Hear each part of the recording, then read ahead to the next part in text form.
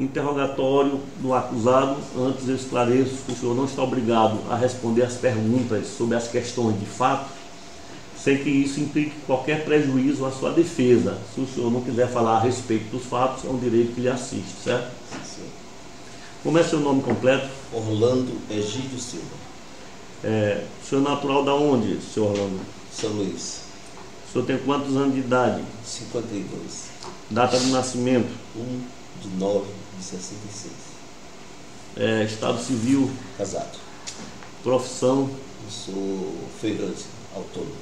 Feirante autônomo. Qual o seu endereço residencial? Rua Professor Jerônimo Viveiros, número 77, Alemanha. Jerônimo Viveiros. Número 77, Barra Alemanha.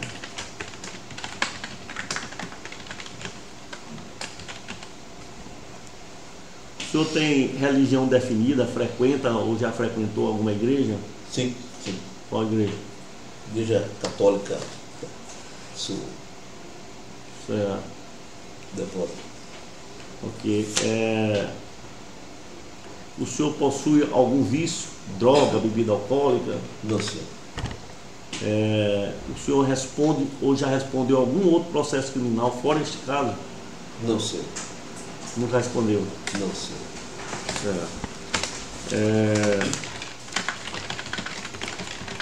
Nesta ação penal privada, o senhor está sendo acusado aqui pela querelante, a senhora Flávia Alexandrina Coelho Almeida Moreira, aqui da prática de 3 crimes: crime de injúria, calúnia e difamação. Certo? O senhor tem conhecimento, que já foi dito aqui várias vezes na audiência aqui sobre os fatos constantes dessa queixa-crime, mas de forma reduzida. Volto a mencionar, consta que no dia de um evento realizado na Assembleia Legislativa, sobre a situação do PAC, de obras do PAC, aberta à comunidade, e onde se encontravam presentes os deputados federais, deputados estaduais, outras autoridades, inclusive a querelante representando o governo do estado, e que esse evento, inclusive, estaria sendo filmado, aí está na televisão da TV Assembleia e TV Câmara, está sendo transmitido também esse evento. E depois de várias manifestações de pessoas, de autoridades e representantes de comunidades, o senhor teria se manifestado, e quando então o senhor teria acusado lá, se manifestado, dizendo que tinha corrupção nessas obras do Parque do Rio Anil, e que a querelante, no caso, deveria estar presa, pretexto que estivesse envolvido nessa alegada corrupção que você teria mencionado, certo? Então, por conta disso, o senhor, além dessa situação, consta aqui da queixa-crime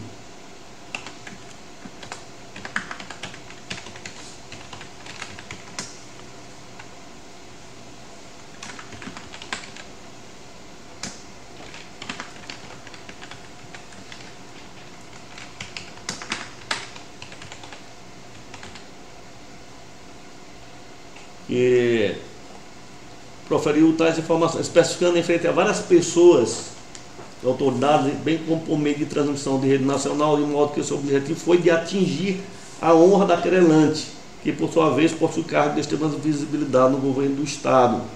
Quando o senhor mencionou, momento em que enfatizou de maneira veemente na presença de todos que a querelante deveria estar presa, bem como que a mesma possui envolvimento com desvio de verbas, desde que trabalhava como coordenadora da GIDU-CEF.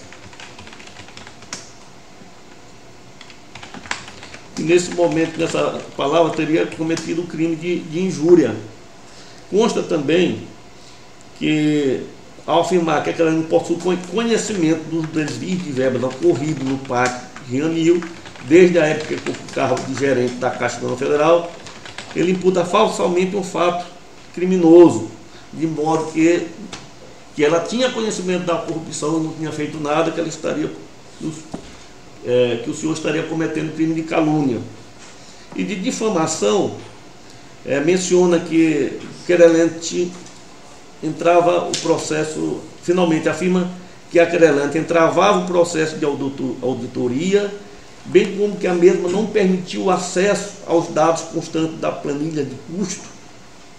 O querelada ocorreu o crime de difamação. Então, essas três situações estaria enquadrado nos crimes de injúria, calúnia e difamação, conforme mencionado. Essas são as acusações que tem contra a sua pessoa. Eu pergunto, são verdadeiras essas acusações que eles são feitas de o senhor ter cometido esses crimes aí contra a honra, a dignidade da querelante? Eu falei e reafirmo, né? Reafirmo o que eu falei. E aí o caso não é só ela, né?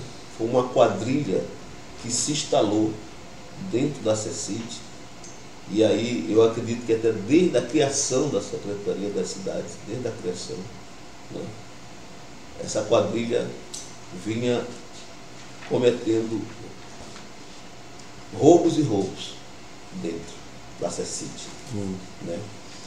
E aí entra o deputado Hildon Rocha, faz parte dessa quadrilha, o deputado Pedro Fernandes faz parte dessa quadrilha, e o senhor Márcio Ribeiro Machado, né?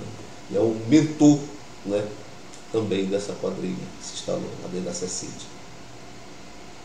Então, essas denúncias eu já vinha fazendo há muito tempo, em todos os órgãos possíveis que um cidadão, né, poderia levar aqui no Maranhão. OAB, levei para a OAB a denúncia, levei para a DPU, o próprio Ministério Público Estadual, o Ministério Público Federal, levei para a Polícia Federal. Na Polícia Federal, Excelência, eu fiz 3 ocorrências, 3. Quando eu estava suspeitando, né? Quando o senhor Márcio Ribeiro Machado foi condenado por improbidade e continuava sendo coordenador do projeto PAC, né? O Pedro Fernandes, que era o secretário, soube, né, da condenação dele e permaneceu, manteve ele no cargo como coordenador do PAC, né? E a gente denunciou isso. Doutor, era uma máfia tão grande que quando saiu a sentença e foi divulgada no jornal Estado do Maranhão, os 13 condenados dos escândalos das estradas fantasma do governador Zé Reinaldo. 13. O nome do Márcio. Saiu sentença, né? Saiu a sentença. Aonde? A sentença qual? Primeiro grau. O jornal Estado do Maranhão botou 13 na manchete, está nos autos, a cópia do jornal, né? E na matéria, só 12. Tiraram o nome do Márcio de lá, na matéria. Né? Aí ele denunciou isso, Excelência. Na Polícia Federal. Eu estou querendo saber aqui a respeito desse fato aqui do Parque Ranil, onde consta o senhor fez uma acusação pública lá e direcionada a querelante, aqui presente. O senhor disse que reafirma que faz parte de uma quadrilha. O senhor está falando em relação, o senhor falou aqui de várias pessoas, Márcio e tal, eu quero saber em relação à querelante, aqui, qual seria o envolvimento dela nessa quadrilha que o senhor está mencionando. Como já foi falado da existência do fórum, né? Então eu participei em quase todas as reuniões que existiam, né? até ser essa audiência pública lá. Depois dessa audiência não me convidaram mais, eu também não fui mais. que lá eu denunciava também, na audiência, no fórum. Né? Então, o Márcio, como coordenador, né, ele dizia que ia levar os projetos, né, para aprovação, as licitações, após aprovado, levava na Caixa, era com ela que ele tinha, né, esse relacionamento lá na Caixa Econômica. Era com a Flávia. Ele dizia isso para nós lá. Então, ela sabia de tudo isso. Então, quando a gente buscou as informações, a documentação do projeto, mesmo com a lei da transparência já em vigor, né, qualquer cidadão tinha direito a essa documentação, né, o ofício está aqui, ela responde o ofício dizendo que a responsabilidade não era da Caixa de dar essa documentação do projeto, e sim da CECID, do governo do Estado. Sim, inclusive ela disse isso aqui no depoimento dela. Né?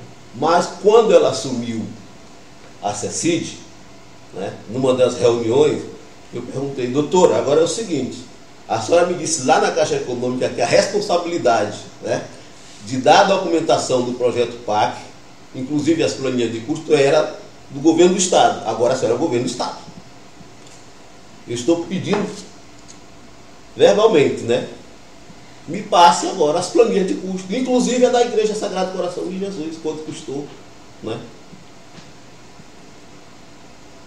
Nem assim ela passou as planilhas de custo. E a gente só descobriu as irregularidades no segmento das melhorias habitacionais devido a uns e-mails que eu mandei para a ouvidoria da Caixa Econômica, né? E veio a ordem lá da Caixa Econômica de Brasília para me entregar as planilhas de custo aqui. Né? Veio a ordem e o e-mail respondendo. As planilhas de custo estão à sua disposição lá na Caixa Econômica, procure lá. E eu fui. Quando eu cheguei lá, quem estava era o senhor Odilon. O senhor Odilon tem uma ordem aqui da ouvidoria para me entregar as planilhas? Ele tem, senhor Orlando. E a dona Flávia não vai me pedir? A dona Flávia não, a dona Flávia está de férias. Foi só por isso que eu tive acesso. Porque se ela tivesse lá, eu não ia ter acesso. Ela sempre embargou. A dona Regina também. Sempre embargou as informações para nós. Inclusive do projeto Pacto Saneamento, que foi quando a gente começou a ter contato com elas. Né? Então, ele disse, olha, eu vou só lhe dar 85 planilhas, são das casas que já estão concluídas. Né? Tá aqui as cópias das 85. Até o momento já tinham sido 3.000 unidades habitacionais reformadas. Né? Por que ele me deu 85? Que era do bairro que eu moro. Né? O projeto estava chegando lá, essa fase do projeto. E ele me deu 85 planilhas. No dia de domingo, eu reunido com o conselho da comunidade, vamos embora pegar 5 planilhas aqui aleatoriamente, nós vamos visitar, né? São vizinhos nossos, como é que era feito. Lá, como foi dito aqui, você tem direito a escolher 3 melhorias. 3. De um leque de aproximadamente 10. Né? O que está precisando na sua casa? A maioria dos moradores pediu banheiro, né? Banheiro. E as outras, por exemplo, reforma da casa era só reboco, né? O telhado ou piso. Era a maioria dos pedidos. Né? Então, o meu vizinho de frente foi logo o primeiro que eu peguei a planilha e fomos visitá-lo. Ele, Orlando, eu pedi o telhado da minha casa, pedi o reboco, né? E pedi o banheiro. Foi feito o banheiro, o telhado só a metade da casa, do meio da casa para trás, e o reboco, ele só fez, por exemplo, onde estava lá rachado, a tinta caindo, ele disse, olha, Orlando, só fizeram raspar aqui, né, e meteram a tinta. Sarabassa meteram a tinta. Né. Dentro de um relatório que a gente já tinha em mãos, graças ao Ministério Federal que nos passou uma cópia, a gente buscou analisar esse gasto, esse custo, né. Ali tinha em torno de R$5.000. Enquanto que na planilha que eu recebi, o custo era de 17 a 18 mil reais. Né? E aí foi em todas as outras 5 casas. Pessoal, nós vamos parar porque está tendo superfaturamento aqui em todas as planilhas, né? Em todas as casas. Levamos essas denúncias também. De novo, já eram as provas, né? Aí já eram as provas cabais do superfaturamento que estava existindo. Levamos. Não tivemos nenhuma resposta. O que aconteceu? A CECID, a GEDU, que era a Caixa Econômica, né? Chamou também alguém da DPU para fazer uma tal de sindicância, de vistoria, né? Das minhas denúncias. O senhor não acompanhou essa sindicância? Acompanhei. Quando eu cheguei, estava no final. E qual foi a conclusão dessa sindicância? Eles disseram que não estava tendo nada, né? Estava tudo normal, as metragens. O senhor falou também que fez essa denúncia ao Ministério Público Estadual, ao Ministério Público Federal e à Polícia Federal. Qual foi a conclusão que essas autoridades chegaram a respeito dessas denúncias feitas pelo senhor? Só uma me deu ouvido, foi a Caixa Econômica Federal, que eu fiz a denúncia também. Né? E o que foi apurado pela Caixa a respeito de corrupção e do envolvimento da querelante? Na época, o presidente da Caixa Nacional chamava-se Jorge Hereda, né? E eu questionei por e-mail por que quando a Caixa Econômica fazia as auditorias, as comunidades não eram chamadas, já que era nós, os beneficiários, né? Para saber se nós estávamos, né, sendo contemplado ou não. Porque teve uma auditoria um pouquinho antes.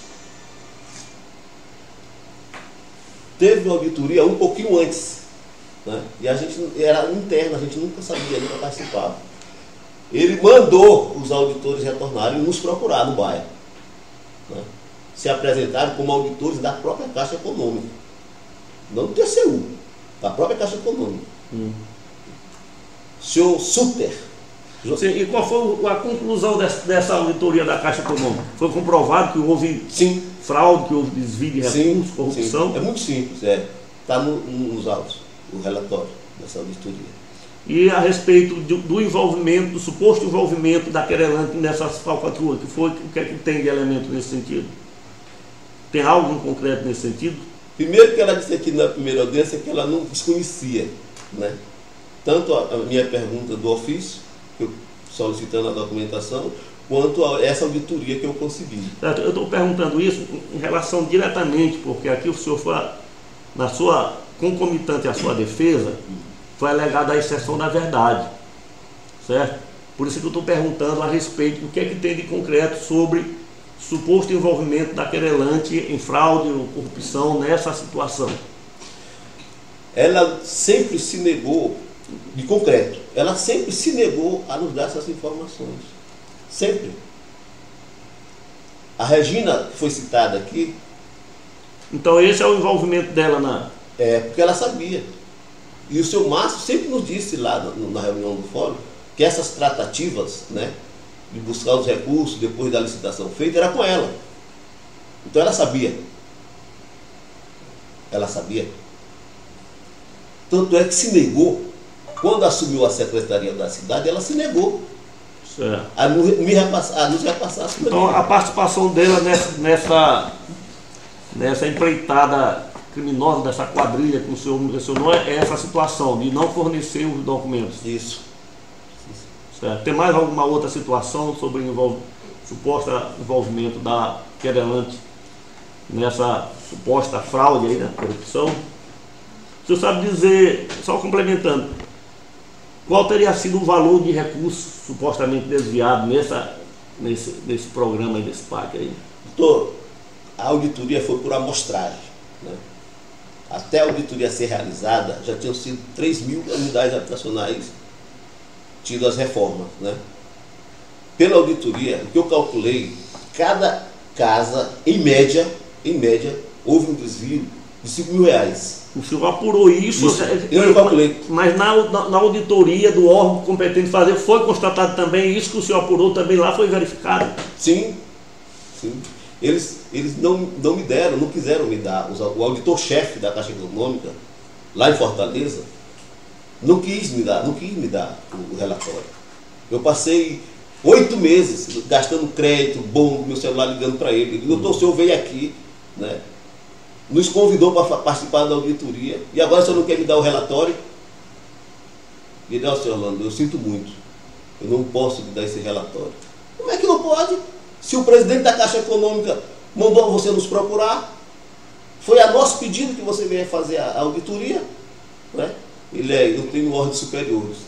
Só 3 pessoas podem ter acesso a esse relatório: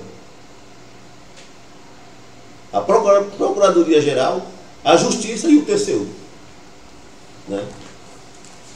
A promotoria. Certo.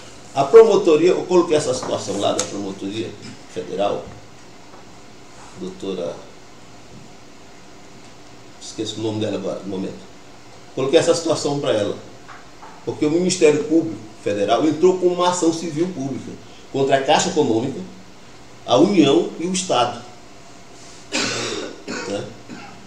E aí, quando eu olhei aquela situação toda, eu fui lá, parabenizei os procuradores, né? Parabenizei. Se a senhora quiser mais embasamento, existe um relatório de uma auditoria. Eu não tenho acesso. Eu entrei na Justiça para ter acesso a esse relatório, mas eu não tive. Mas o coordenador-chefe dos auditores lá em Fortaleza disse que se o Ministério Público quiser, pode. Tanto é que quando vem o ofício, na frente do relatório, vem citando meu nome, né? E ela me chamou lá no Ministério Público Federal. Fiquei até surpreso. Eu nem subi para falar com ela. O assessor dela desceu, senhor Arnaldo, tem aqui um documento que a doutora mandou lhe entregar. E era o relatório. Ela me deu essa foto. Esse relatório estava mencionando aí irregularidades? Sim, sim. O senhor juntou os autos aí? Tá, sim, senhor. Certo. Então o senhor ratifica, né, toda a acusação que a senhora fez em relação à querelante lá nessa audiência pública, não é isso? Eu já tinha feito antes. Sim, mas o senhor ratifica agora. Certo. O senhor já conhecia a querelante antes desse evento lá? Sim. Já conhecia antes? Sim. O senhor já tinha tido alguma desavença com ela? Alguma... Ela sempre fugia, né, dos embates. Botava a dona Regina na frente, lá na casa na gente do... Sim, mas o senhor nunca não tinha tido nenhuma desavença com ela até então? A não ser nessa reunião que nós fizemos lá na igreja São Francisco. Eu era o coordenador da comunidade na época. Então eu chamei a CAEMA, chamei a Fundação Sosandra, que estava fazendo, né, mostrando para as comunidades como era que ia se dar esse projeto do Parque Saneamento, né? E chamei o Valdenilson, né, que era o presidente, o superintendente da Caixa Econômica na época, eu chamei ele. Só que ele não foi, aí ele mandou elas, né? Ele não foi e mandou elas. Então foi desde lá, porque qual foi a desavença logo? O projeto Parque Saneamento é para coletar os esgotos do centro, Camboa, Monte Castelo, né? Fé em Deus, ia tratar na estação de tratamento lá na Alemanha, né? Por quê? O bairro da Alemanha não ia ser contemplado no tratamento de esgoto, né? Só ia tratar o esgoto dos outros bairros. Então toda a malha, né, de esgotamento do bairro da Alemanha não ia ser tratado, ia só passar o cano direto por dentro do bairro para ser tratado na estação de tratamento. Aí nós conseguimos, sim, depois dessas reivindicações nossas, nós conseguimos que a CAEMA, né, fizesse novamente a malha de esgotamento em 90% lá no bairro. O senhor já conhecia aqui as testemunhas, Paulo José Andrade Fernandes Ribeiro, Jorge Nascimento Cordeiro, Luiz Carlos Reis. Paulo José Casé, Paulo Casé. Certo. Esse eu conheci. Tem algum problema com eles? Sim, porque o Paulo Casé é filho do Pedro Fernandes. Né? Se o senhor me permite uma parte, o Paulo Casé foi íntimo, mas ele não chegou a testemunhar no processo. Foi só rolado aqui, né? Foi só rolado, mas foi substituído. Certo. Ele é filho do Pedro Fernandes. Em relação ao Jorge Nascimento Cordeiro. Esse aí era da Caixa Econômica, mas também resolveu desistir, não veio. Ele não pôde comparecer. O senhor Luiz Carlos Reis, mas mesmo assim, o senhor já conhecia esse cidadão aqui? Sim, todos eles. Todos eles. Luiz Carlos Reis, Sim. teve algum problema com ele antes? Com o Luiz Carlos Reis, sim. Ele mentiu no depoimento dele, desse aqui. A própria Flávia Alexandrina disse que nós nos reunimos várias vezes lá na CECID, né? Se nós nos reunimos, por que ele veio dizer aqui que eu chamei ele lá na minha casa, né? Para dizer que eu estava tendo dificuldade para falar com ela. Ele mentiu aqui, sabe? Até o depoimento eu sei que ele vai apurar ele foi na minha casa, e disse: Orlando, o que está acontecendo? Tu deu entrevista na rádio, né? Falou com o governador. Eu digo: sim, falei. Tu falou? A primeira entrevista do governador foi na Rádio Educadora, Excelência. Eu sou católico e escuto a Rádio Educadora quase todos os dias, né? A primeira entrevista quando ele assumiu o primeiro mandato dele, né? E aí eu entrei ao vivo e perguntei: Excelência, parabéns, o senhor vai fazer auditoria nas secretarias que tem suspeita de irregularidades, corrupção? Ele em todas, né? Em todas. Uma semana depois ele estava na rádio AM Difusora, o governador, né? Tornei a entrar no programa, liguei e entrei. Ele já estava nomeando o secretariado dele, né? Pelo Twitter. Já tinha nomeado a Flávia para a secretaria da cidade. E eu falei de novo: Excelência, o senhor vai fazer auditoria na CECID? Eu vou hoje. Lá tem roubo. Eu falei para ele ao vivo, no ar. Lá tem muito roubo, governador. Muito. E o senhor botou raposa no galinheiro. A dona Flávia é uma das pessoas que eu citei que eu denunciei na Polícia Federal, no Ministério Público, né? E ela está envolvida nisso. O senhor botou raposa no galinheiro. Eu falei isso nessa época, na segunda semana de janeiro de 2015, na hora que ele assumiu. Eu já tinha falado para ele. Certo. E o Carlito, Excelência, quando ele chegou na minha casa, a Flávia quer falar contigo. Ela quer falar comigo. Ô Carlito, Luiz Carlos Reis, ô Carlito, tu não acertou meu endereço? Né? Dei o endereço para ela. Eu moro aqui. Né? Agora, se você vem na minha casa dizer alguma coisa, né, que vai te comprometer, é melhor ficar calado. Estou mentindo aqui. Certo. E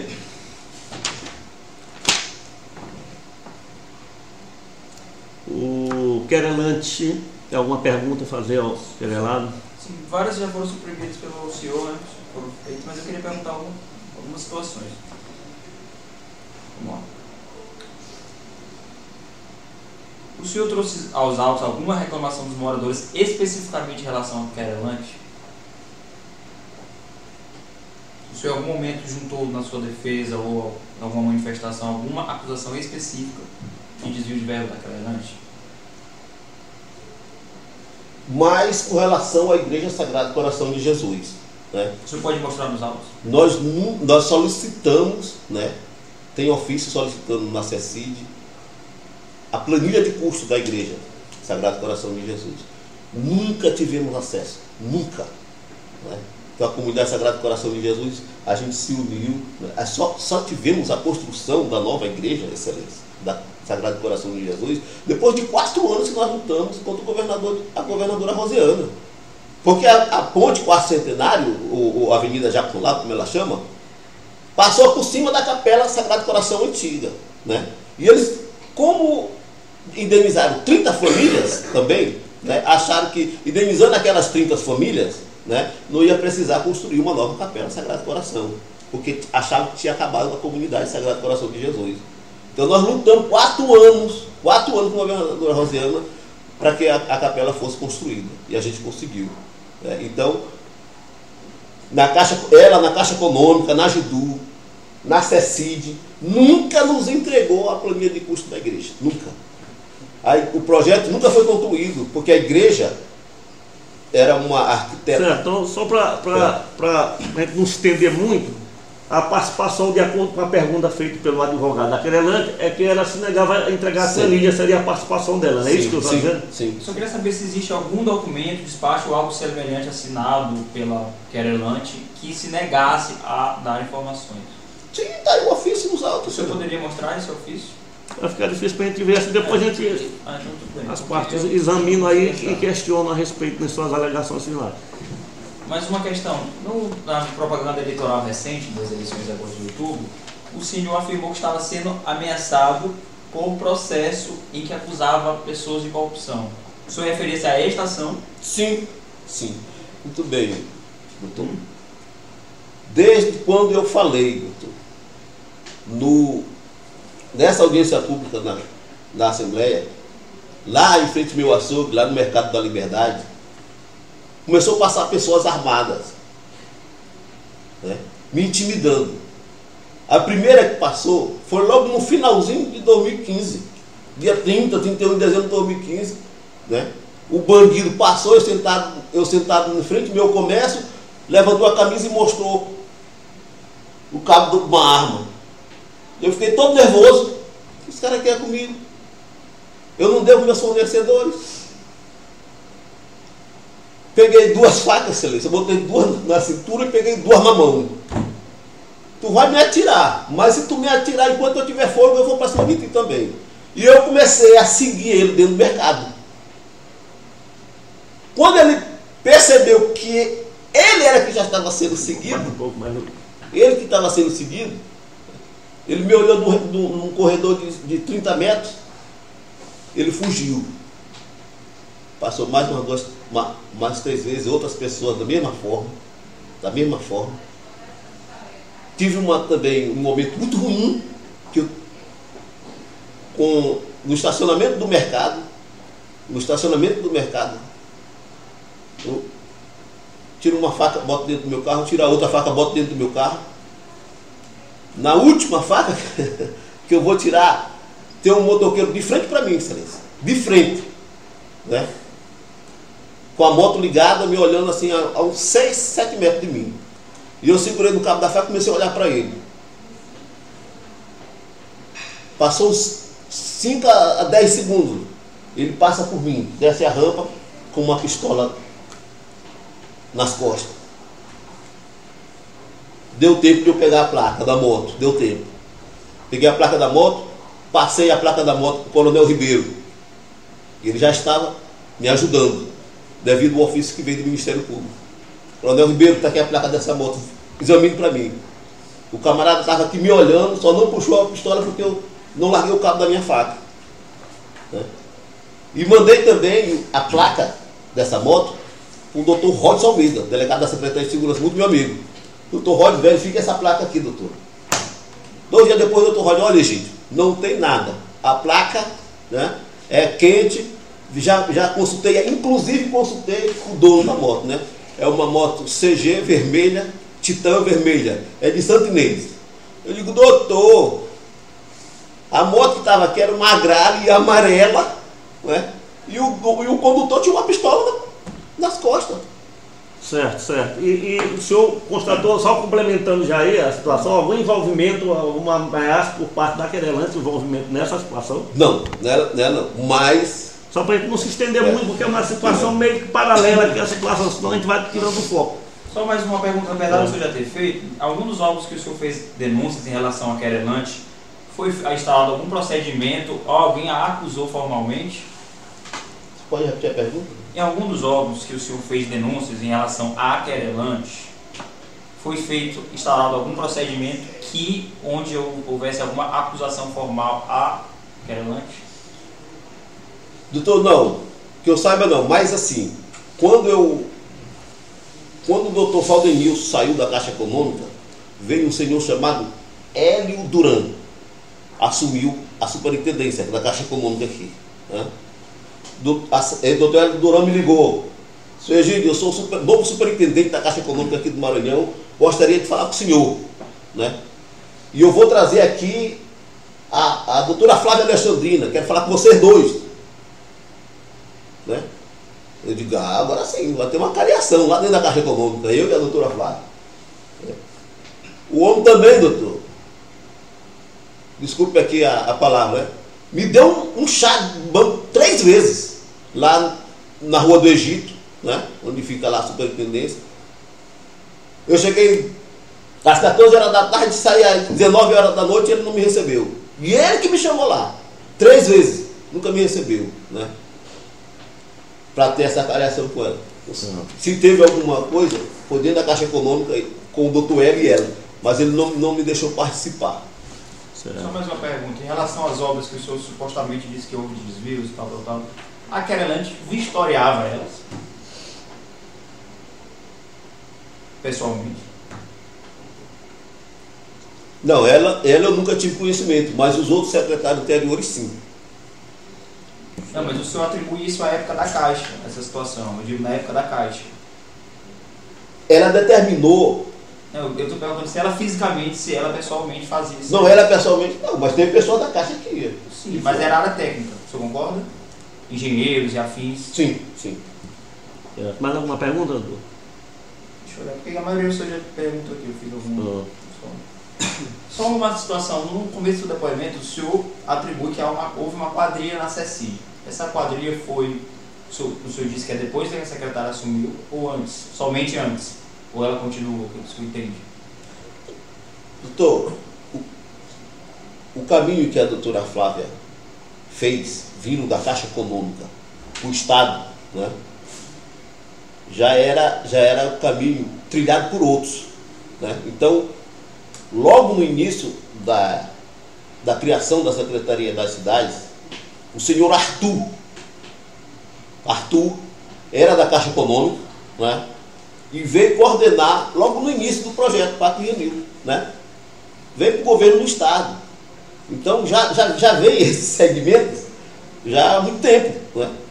Geralmente a gente da Caixa Econômica que vem para a CECIG. Então ele dizia, eu conheço, o doutor Arthur dizia assim, eu conheço o projeto, né, dos dois lados, do avesso, do certo e do avesso. Porque eu via ele lá na Caixa Econômica e veio aqui na CECIG. Então, mais alguma pergunta, doutor? Só para finalizar, o senhor tem algum documento que evidencia a participação dela em desvio de verba ou que afirme que ela deveria estar presa? Alguma prova concreta? O relatório da Caixa Econômica, que ela desconheceu aqui na primeira audiência. No que consta dos autos, a gente não verificou nada que a acuse formalmente. Mas se o senhor entende isso como uma prova, do certo. Com a palavra o advogado do querelado, sem pergunta. Sem pergunta. Com a palavra o Ministério Público. Sem pergunta. Sem pergunta. Dou por encerrado o interrogatório.